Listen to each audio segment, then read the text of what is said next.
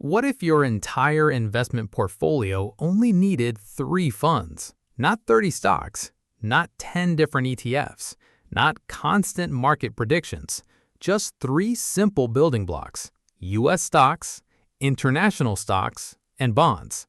That is the basic idea behind the lazy 3-fund portfolio.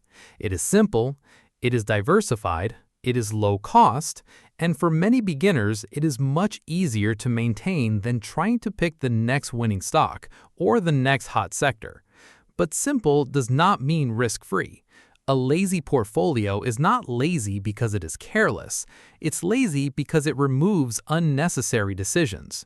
The real goal is not to be clever every week. The goal is to build a portfolio you can actually understand, maintain, rebalance, and stick with when markets get uncomfortable. So in this video, we're going to break down how a beginner can build a lazy 3-fund portfolio in 2026, and we'll do it step by step, starting with what this portfolio actually is. A lazy 3-fund portfolio is built around 3 broad parts of the market. The first block is US stocks. The second block is international stocks, and the third block is bonds. That is it. The classic idea is to own the system instead of trying to predict the next winner.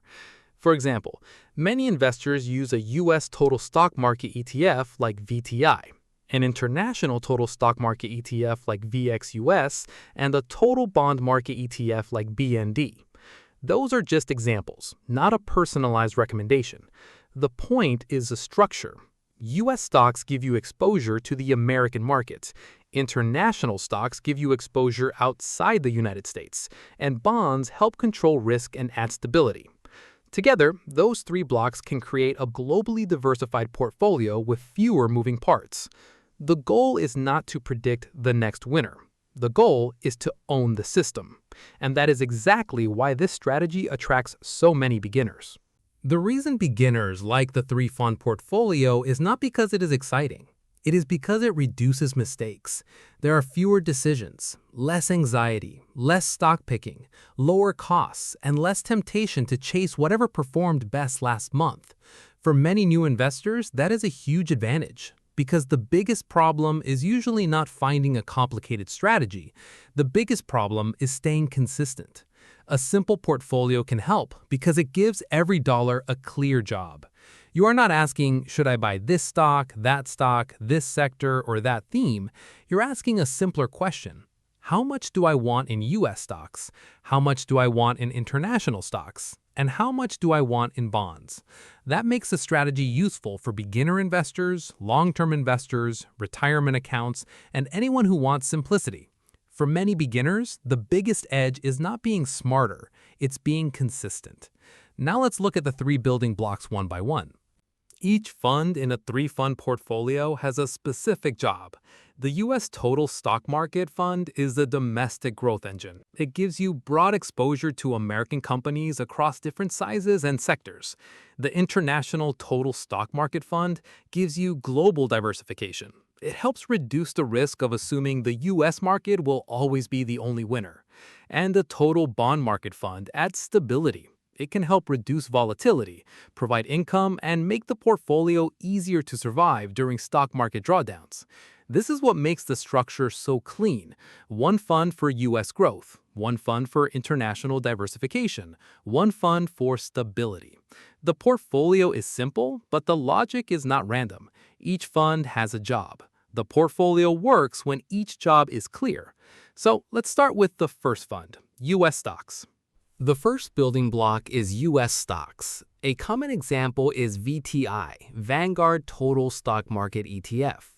VTI gives broad exposure to the US stock market. It includes large-cap stocks, mid-cap stocks, and small-cap stocks. That means you're not just buying one sector or one company. You're buying a broad slice of the American stock market. VTI has an expense ratio of 0.03%, and the latest data checked showed a 30-day SEC yield of about 1.01%. But the main reason to own a US stock market fund is not the yield, it is long-term growth. This is usually the engine of the portfolio.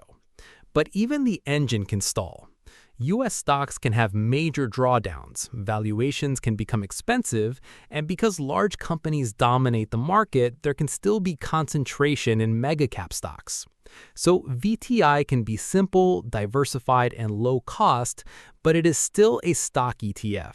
It can fall. VTI is the engine, but even the engine can stall. Now let's move outside the United States. The second building block is international stocks. A common example is VXUS, the Vanguard Total International Stock ETF. VXUS gives exposure to companies outside the United States. That includes developed markets and emerging markets. It adds diversification by region, country, currency, and economic cycle. VXUS has an expense ratio of 0.05%. The reason investors include international stocks is simple. The future does not have to belong only to the U.S. There may be long periods when U.S. stocks lead. There may also be periods when international stocks do better. Nobody knows in advance. That is why diversification exists. But VXUS can also frustrate investors. International stocks can underperform for long periods. Currency movements can affect returns. Geopolitical risk can matter. And many U.S. investors abandon international exposure after years of disappointment. That is one of the behavioral risks. VXUS is there because the future does not have to belong only to the U.S. Now let's add the third piece, bonds. The third building block is bonds. A common example is BND, the Vanguard Total Bond Market ETF. BND is designed to provide broad exposure to the U.S. investment-grade bond market. It has an expense ratio of 0.03%. The latest data checked showed a 30-day SEC yield of 4.57% and an average duration of 5.8 years. In a three-fund portfolio, bonds are usually not there to be exciting. They are there to help the portfolio survive. Bonds can provide income, they can reduce volatility, and they can make the overall portfolio less dependent on the stock market. But bonds are not risk-free. They can fall when interest rates rise. They can struggle when inflation is high. And they may not always protect the portfolio exactly when investors expect. So BND is not there to be exciting. It is there to keep the portfolio survivable. Once you understand the three funds, the next question becomes allocation. The hardest part of a three-fund portfolio is not choosing the tickers. The hardest part is choosing the allocation. There is no perfect allocation for everyone. A younger investor with a long time horizon may be able to hold more stocks. An investor closer to retirement may want more bonds. Someone with stable income may tolerate more volatility. Someone with unstable income may need more safety. So allocation depends on age, time horizon, risk tolerance, income needs, investing goals, and how much market pain you can actually handle. That last part matters because many investors overestimate their risk tolerance when markets are calm. Then the market falls and suddenly the plan feels too aggressive. The best allocation is not the one with the highest expected return. It is the one you can actually hold. That means the right portfolio is not just mathematically reasonable. It also has to be behaviorally realistic. To make that easier to understand, let's look at a few conceptual allocation styles. Allocation examples are useful, but they should not be copied blindly. Think of them as concepts, not personal advice. An aggressive portfolio usually has more stocks and fewer bonds. That may create more upside over the long run, but it can also create more pain when markets fall. A balanced portfolio combines stocks and bonds in a more moderate way. It may not capture as much upside as a very aggressive portfolio, but it may be easier to hold through volatility. A conservative portfolio usually has more bonds and fewer stocks. That may reduce volatility, but it may also reduce long-term growth potential. The trade-off is always the same. More stocks can mean more upside, but also more pain. More bonds can mean more stability, but also less growth. More stocks may mean more upside, but also more pain when markets fall. Once you understand that trade-off, the next question is where to actually hold this portfolio. A lazy three-fund portfolio can be used in different account types: a taxable brokerage account, a Roth IRA, a traditional IRA, or a 401k. But the account matters. In a taxable account, taxes can affect the outcome. In retirement accounts, the tax treatment can be very different. And in a 401k, you may not have access to VTI, VUXS, or BND. That does not automatically ruin the strategy. You may be able to use low-cost index fund equivalents inside the plan. The key is to understand the role, not just the ticker. You need something for U.S. stocks, something for international stocks, and something for bonds. Asset location can also matter. For example, some investors prefer holding bonds in tax-advantaged accounts because bond income can be less tax-efficient in taxable accounts. That depends on the investor's situation, so it is not one size fits all. The funds matter, but the account you use can also change the outcome. And before we talk about common mistakes, this is a good place for a quick pause. This is the kind of investing strategy we focus on at Boring Money Wins.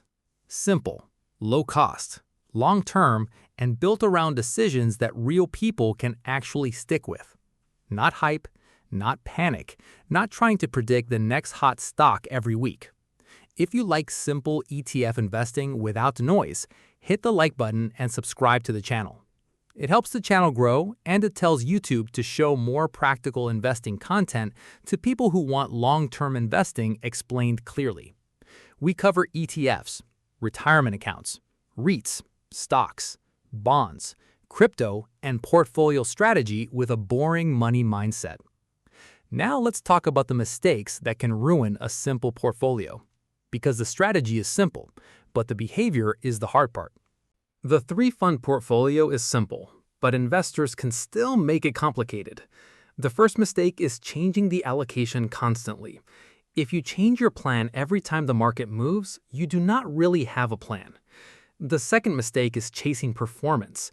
If U.S. stocks did well recently, investors may want only U.S. stocks. If international stocks start winning, they may suddenly want international stocks. That is not discipline. That is reaction. Another common mistake is abandoning international stocks after underperformance, or ignoring bonds when stocks are rising, then wanting bonds only after the market has already fallen. Investors also ruin simple portfolios by adding too many ETFs. A 3-fund portfolio can slowly become a 12-fund portfolio with heavy overlap.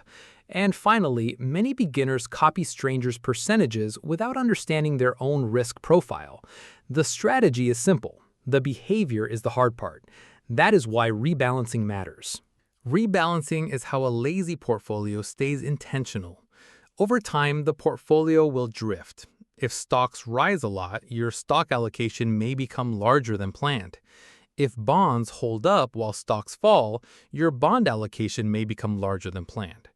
Rebalancing brings the portfolio back toward the target. Some investors rebalance once per year. Some rebalance twice per year. Some rebalance only when allocations move outside a certain range. Another simple method is using new contributions. Instead of selling investments, you can direct new money toward whichever part of the portfolio is below target. That can be especially useful in taxable accounts, where selling may create taxes. The goal of rebalancing is not to maximize excitement. The goal is to keep risk aligned with the plan.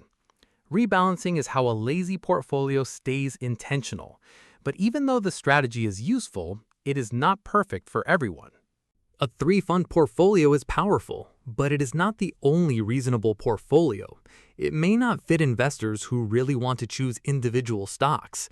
It may not fit someone who wants high current income. It may not fit investors who want thematic bets like AI, crypto, energy, or sector-specific exposure. It may not fit people with complex tax planning needs. And it may not be ideal for investors at the extreme ends of the risk spectrum. Someone very conservative may want a different structure. Someone very aggressive may want more concentrated exposure. The point is not that the 3-fund portfolio is perfect. The point is that it is a strong default framework for many long-term investors who want simplicity.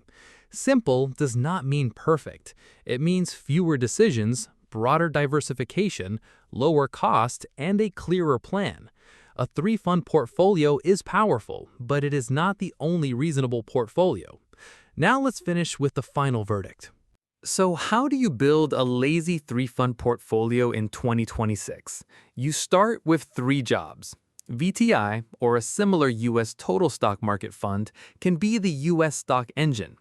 VXUS, or a similar international total stock market fund, can provide global diversification. And BND, or a similar total bond market fund, can provide stability. The exact allocation depends on your age, goals, time horizon, risk tolerance, account type, taxes, and ability to handle market declines. That is the part you cannot copy blindly. The beauty of the three-fund portfolio is that it does not predict the future. It does not. The beauty is that it gives you a simple structure for participating in the market without turning investing into a second job. Simple, low cost, diversified, easy to maintain, but still requiring discipline. The lazy three-fund portfolio works because it makes the boring parts of investing easier to repeat. And boring money usually wins because boring money usually survives.